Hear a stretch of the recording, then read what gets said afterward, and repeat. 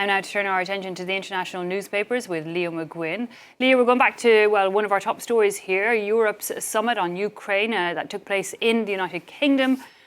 How is it being covered? How are the newspapers reporting it?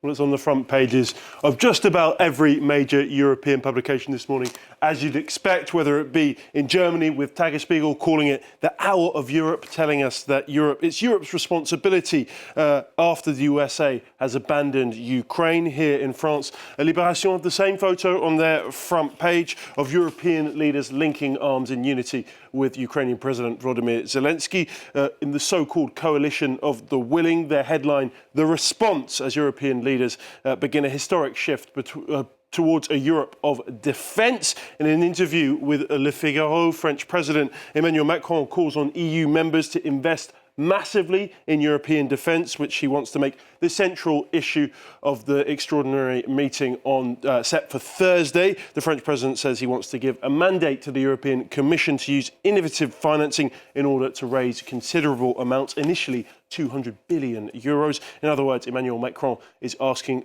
Brussels for the money that France lacks. In the UK, many of the papers have the same photo on their front page. King Charles meeting with Zelensky after that summit. The Mirror call it a hand of friendship, the clearest possible signal that Britain is backing Zelensky after his fallout with President Trump. The Telegraph have this quote from Prime Minister Keir Starmer on their front page, who of course was chairing the summit in London. "We are at a crossroads in history," Starmer calling on Europe to step up. The paper says that Starmer's bridging approach is the right one at this stage, but the gulf between Zelensky and the US is currently oceans wide. Starmer announced a £1.6 billion missile deal for Ukraine yesterday, which will see thousands of air defence missiles sent to the country. The PM making it very clear that his support for Ukraine is unwavering.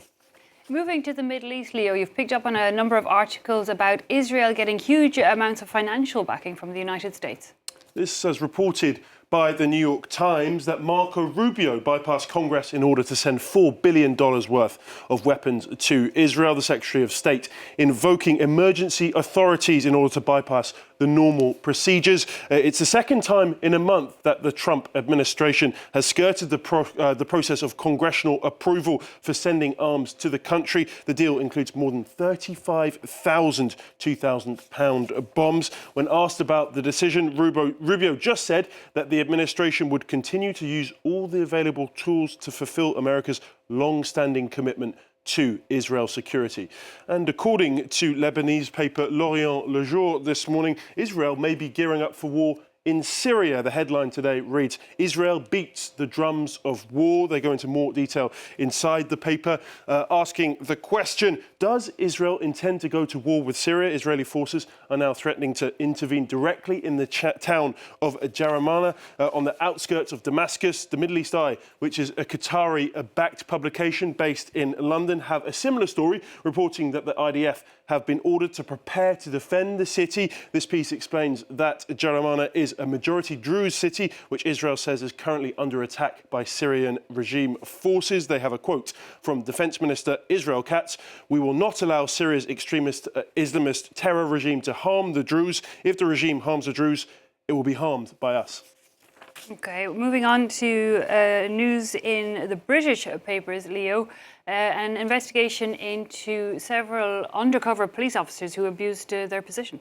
It's exclusive in The Guardian this morning. You can see it on their front page, just below that picture of Zelensky with Keir Starmer. The headline, "At least 25 police spies duped sexual partners." There's more detail on their website this morning, telling us how at least 25 undercover police officers formed sexual relationships with members of the public without disclosing their true identities to them. Unbelievably, that equates to nearly a fifth of all police spies who were sent to infiltrate political movements. 4 of the police spies actually fathered children with women they met while using fake identities. Other women had relationships lasting up to 6 years with men who concealed the fact they were undercover officers when actually they'd been sent to spy on them and their friends. And The Guardian have a profile of many of those involved, 23 of who were men, including Bob Lambert, who had sexual relationships with 4 women without telling them he was married and an undercover officer. He fathered a son with a woman and abandoned them when the child was an infant. More than 2 decades later,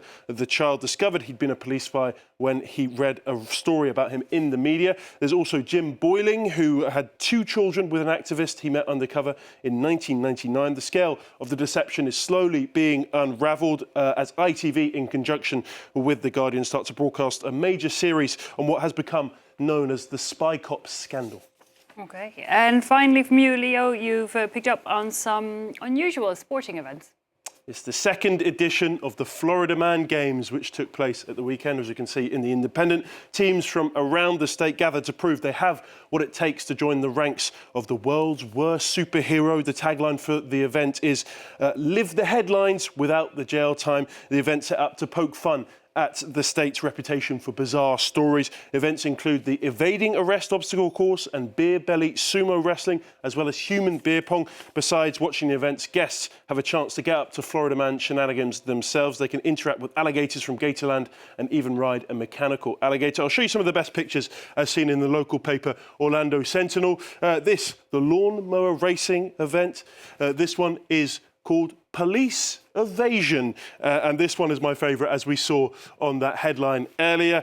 2 competitors putting it all on the line to try and win Hurricane Party Prep Grocery Aisle Brawl. 2026 sounds pretty fun. Maybe I'll give it a go myself. Okay, Leo, have fun. Leo McGuinn there with a look at the international papers.